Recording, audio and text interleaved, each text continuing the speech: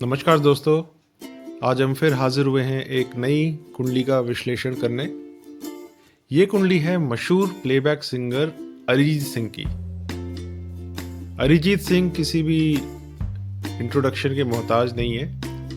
उनको सब लोग जानते हैं, स्पेशली आजकल की यूथ जनरेशन तो उनकी दीवानी है, उनकी फ़ैन है।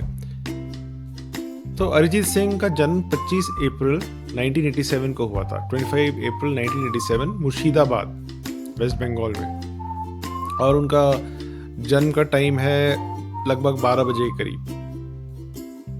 तो अरिजीत सिंह के फादर शायद पंजाबी हैं और मदर बंगाली है। उनकी हो सकता है लव मैरिज हुई हो। और अरिजीत सिंह बंगाली गाने भी गाते हैं और हिंदी गाने भी गाते हैं। तो देखिए क्या खास है उनकी कुंडली में जिसने उनको इन बुलंदियों में पहुंचाया, गाने में इतना उनको पारंगत बनाया और इतने सारे अवार्ड जीते। अभी तक उनके बहुत सारे अवार्ड्स हैं, लेकिन जो सबसे मकबूल अवार्ड्स हैं फिल्म फेयर अवार्ड्स, अब तक उन्होंने 7 फिल्म फेयर अवार्ड्स जीते। बस एक शॉट है, सबसे बड़ा रिकॉर्ड तो किशोर कुमार साहब का है, 8 फिल्म फेयर अवार्ड्स, और उनके पास एक ही अवार्ड पीछे है, जबकि उन्होंने सिर्फ ये 10-12 साल में ही हासिल किया है। तो इमेजिन कीजिए क्या उनका सिंगिंग टैलेंट होगा। तो क्या कारण रहे कि अरिजीत सिंह जी को इतना बड़ा मुकाम हासिल हुआ। तो अगर हम उनकी कुंडली में नज़र डालें तो उनकी कुंडली कर्क लगन की है और मीन राशि की। चंद्र उनके मीन राशि में विराजमान है 9वें घर में, और कर्क उनका लग्न है। तो कर्क राशि वाले जातक कैसे होते हैं?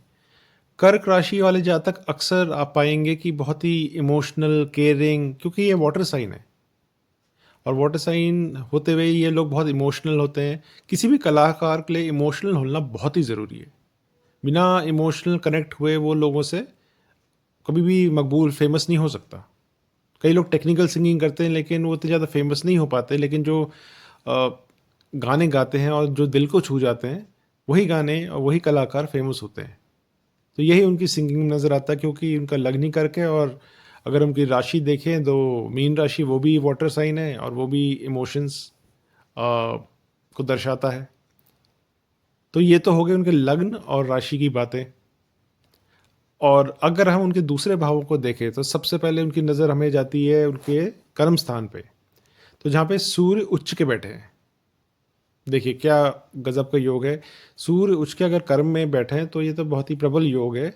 इससे उनको नेम, फेम और सब चीज़ें जो किसी भी आर्टिस्ट को चाहिए या किसी भी व्यक्ति को चाहिए वो उनको मिली हैं। तो इसने उनको फेमस बना दिया और काम में इतना ऊंचाइयों तक पहुंचाया। लेकिन जो दूसरी सबसे बड़ी बात है, अगर आप देखिए किसी भी कलाकार के लिए शुक्र का मजबूत होना बहुत ज़रूरी है। और जिनका भी शुक्र उच्च का होता है, जैसे यहाँ पे देखिए शुक्र उच्च का बैठे हैं 9वें स्थान में, 9वें भाव में, तो ये उनको कला जगत में ऊंचाइयों तक ले गया। जैसे पिछली कुंडली भी हमने जब इसका हमने मुआयना किया था जाकिर हुसैन साहब की, उनका भी शुक्र उच्च का था।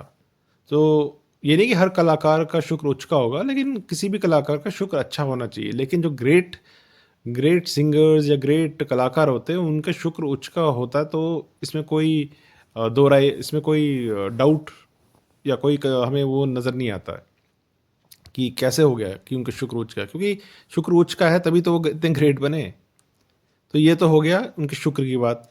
लेकिन जो दूसरी चीज़ हम देखेंगे कि बुध नीच का है, लेकिन शुक्र और दूसरे ग्रहों की वजह से उनके नीच भंग हो रहा है यहाँ पे। तो एक नीच भंग योग भी बन रहा है और गुरु और चंद्र साथ में विराजमान है। देखिए इस 9वें स्थान में 5 ग्रह विराजमान है। ये कोई ऑर्डिनरी कुंडली नहीं है। कितनी कुंडलियों में आप देखते हैं कि 5 ग्रह एक ही स्थान पर विराजमान है। बहुत ही जो अद्भुत लोग होते हैं उनकी कुंडलियों में ज़्यादातर देखा जाता है कि 4 या 4 से ज़्यादा ग्रह विराजमान है। 5 तो बहुत ही अच्छा माना जाएगा। और गुरु और चंद्र का योग, मैं इसको हंस योग इसलिए नहीं कहूँगा, इसको गजकेसरी योग इसलिए नहीं कहूँगा क्योंकि इसमें थोड़ा राहु की भी दृष्टि आ रही है। तो अगर वो स्टैंड अलोन गुरु और चंद्र होते तो हम फिर भी कह सकते थे। लेकिन फिर भी गुरु और चंद्र उनको बहुत अच्छा, उनका भाग्य को बहुत मजबूत कर रहे हैं। शुक्र मजबूत कर रहा है, नीच भंग राजयोग हो रहा है यहाँ पे। राहु थोड़ा भाग्य में थोड़ा परेशानी डाल सकता है, लेकिन क्योंकि चूँकि बाकी ग्रह इतने मजबूत है तो उसका असर इतना नहीं होगा। अब हम दूसरे भावों में जो इम्पोर्टेंट भाव है उनका विवाह स्थान पे जाते हैं। जनरली हम किसी पर्सनल लाइफ में इतना नहीं जाना चाहते, लेकिन कभी-कभी क्यों किसी की लाइफ में सर्टेन चेंजेस आते हैं वो हम देखते हैं। तो हम जानते हैं अरिजीत सिंह जी की 2 शादियाँ हुई, ठीक है? 2005 के आसपास वो फेम गुरुकुल में गए थे, और शायद वहाँ जीते नहीं, लेकिन उनकी वहाँ पे किसी से दोस्ती हुई, फिर शादी हुई, फिर वो शादी नहीं चली। तो क्या कारण थे उनकी पहली शादी नहीं चली? तो अगर हम देखें, शनि की दृष्टि उनके सप्तम स्थान में है। तो क्या शनि ने, और अपने ही स्थान पे घर को देख रहा है, अपने ही भाव को देख रहा है, तो क्या शनि ने ये का किया कराया है ये सब? नहीं, अगर आप देखें तो केतु की भी दृष्टि यहाँ पे है। तो शनि केतु एक तरह से अच्छे नहीं माने जाते, अगर उनकी दृष्टि हो या उनका कंजंक्शन हो या एक साथ बैठे हों। तो इस कारणवश उनको विवाह में थोड़ी बाधाएँ आई, फिर उनका दूसरा विवाह हुआ और अभी तक वो सफल चल रहा है, और हम आशा करते हैं भविष्य में भी उनका अच्छा चले। तो ये तो कारण रहे कि उनका विवाहित जीवन थोड़ा शुरू में इतना अच्छा नहीं रहा। और अगर हम चौथे भाव को देखें, जो जनता का भी भाव मान सकते हैं, सुख सुविधा, भूमि, वाहन और इन सब चीज़ों का जो भाव होता है, वहाँ पे वहाँ के स्वामी शुक्र भाग्य स्थान में बैठे हैं, तो भाग्य से उनको बहुत सुख सुविधा मिल रही हैं, और उन्हें अगर देखें तो उनका जनता जनता का स्थान बहुत मजबूत हो रहा है। सूर्य की ज़रूर नीची दृष्टि है, लेकिन शुक्र उनका बहुत पावरफुल है, इसलिए हम अ, ये ज़रूर मानेंगे कि शुक्र की वजह से उनको जनता के बीच बहुत लाभ मिला। 2 नेगेटिव प्लैनेट्स ज़रूर बैठे हैं, शनि और केतु, मैलेफिक प्लैनेट्स चौथे भाव के आसपास, जो पाप कर्कड़ी योग भी बनाते हैं। तो हो सकता है कि वो इतना ज़्यादा सुख सुविधा में रमे ना।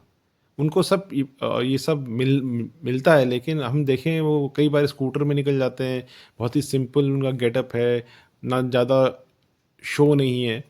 तो इसका कारण ये भी है कि इन प्लैनेट्स की वजह से वो थोड़ा इतना ज़्यादा सुख सुविधा या भूमि वाहन में इतना ज़्यादा इन्वॉल्व नहीं है, वो अपने सिंगिंग में ही सारा फोकस उनका सिंगिंग पे ही रहता है। तो ओवरऑल ये तो थी उनकी कुंडली की बात। अगर हम उनकी विंशोत्तरी दशा पे नज़र डालें, तो हम देखते हैं कि किस ग्रह ने उनको बहुत सपोर्ट किया। तो अगर सबसे पहले हम नज़र डालें तो उनकी बुध की दशा 2001 से 2018 तक रही। अब बुध आपके सिंगिंग का भी कारक होता है, कम्युनिकेशन, सिंगिंग। तो बुध की दशा में 2005 में उन्होंने फेम गुरुकुल जॉइन किया, लेकिन उसके बाद भी स्ट्रगल रही। उनको पहला ब्रेक 2010 के आसपास मिला, जबकि उनकी फ़िल्म शायद आशिकी बहुत पॉपुलर हुई।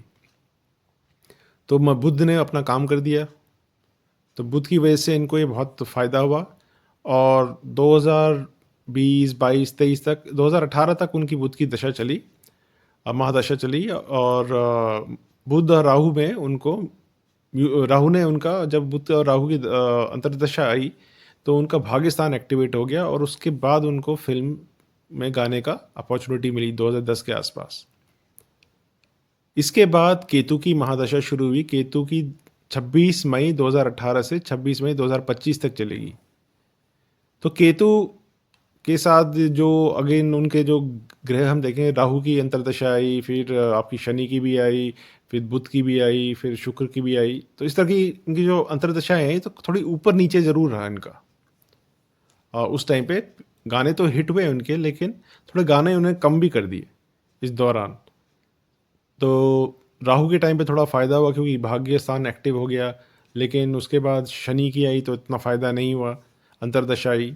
तो केतु में उनको थोड़ा उतार चढ़ाव एंड के पीरियड में ज़रूर देखने को मिलेगा, और जब गुरु की अंतर्दशा आई केतु में, तो फिर उनको थोड़ा लाभ हुआ। लेकिन जो इसके बाद महादशा आएगी शुक्र की, जो अगले साल शुरू होगी, तो वो उनको ऊंचाइयों तक ले जा सकती है, क्योंकि शुक्र उच्च का है, भाग्यस्थान का मालिक है। अगेन वो जनता के बीच बहुत लोकप्रिय हो जाएंगे, क्योंकि शुक्र आपके चौथे घर को भी प्रभावित करेगा। तो अगर ये सब देखें, और इनकम भी अच्छी होगी, क्योंकि इनकम का भाव भी एक्टिव हो जाएगा, तो शुक्र की महादशा उनके भाग्य को बहुत प्रबल तरीके से इम्पैक्ट करेगी, और मुझे लगता है वो और भी ऊंचाइयों का हो सकता है, वो इंटरनेशनली फेमस हो जाए इस शुक्र की महादशा में, जो काफ़ी लंबी पीरियड तक चलती है। तो अभी तो सिर्फ बहुत यंग है वो, तो अगले 10-20 साल हो सकता है उनका गोल्डन पीरियड भी कह सकते हैं हम। तो ये देखने की योग्य है कि आजकल वो म्यूज़िक कंपोज़िशंस भी करते हैं, फ्यूज़न भी करते हैं, लोगों के साथ कोलैबोरेशन भी करते हैं। तो ये बहुत इंटरेस्टिंग रहेगा कि इनका शुक्र का पीरियड कैसे जाता है। हम होप करते हैं, आशा करते हैं कि वो इंटरनेशनल सीन में बहुत फेमस हो, क्योंकि वो बहुत ही बड़े गायक हैं। तो इसके साथ हम अपना ये एनालिसिस अरिजीत सिंह जी की कुंडली का विराम देते हैं। Please like, share, subscribe the channel. और ये कैसा लगा आपको वीडियो? क्या आपको मज़ा आया? क्या आपके कोई क्वेश्चंस हैं? क्या आपके जो भी कमेंट्स में ज़रूर लिखिए कि आपको ये वीडियो कैसे लगा। Thank you.